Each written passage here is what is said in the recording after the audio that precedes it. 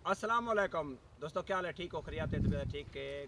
सारे प्यारे भाई दोस्त अहबाब मेरे फ़ोन मारे पैन के बरकत भाई सा को ए दस असा कोई दरख्त या कोई फसल इंज रहूँ के जेरे बगैर खाद दे होवे। दोस्तों मैं तो कोई दसना चाहना कि ए ही वे बगैर खाद दे सिर्फ ए थींदे पानी दे पानी को पिलाई रखो। इंदा ना है भांस। अजकल इंदा ट्रेंड चलता पै इंदे पत्तलां बनदियां पैन।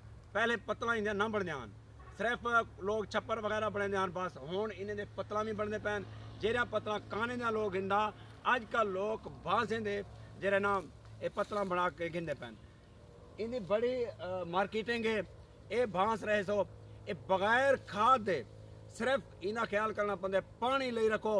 ये कहीं भी नहीं सुकता और एक काश्त भी एक दफ़ा थींदे हर साल।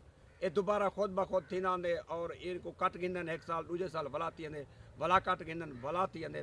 लेकिन दोस्तों ये बिल्कुल फ्री ऑफ कास्ट सिर्फ एक दफ़ा रहो और एक मार्केट कटा कर मैंने बेचो। बड़ी अर्निंग थी है और बहु लोग ये बांस का काश्त करें पैन जिन्हें के तो पता है महंगाई है। अजकल फसल से बहु खर्चे थी पैन बेदरख्त रहो उन्हें भी खर्चे थी पैन। इनते कोई खर्चा कहनी एकड़ 2 एकड़ 3 एकड़ 10 विगे 20 विगे जितना भी है थोड़े करे रकबा वो सिर्फ बांस का काश्त करो ताकि इनकी मार्केटिंग बहु है। बहुत शुक्रिया, थैंक यू। हैं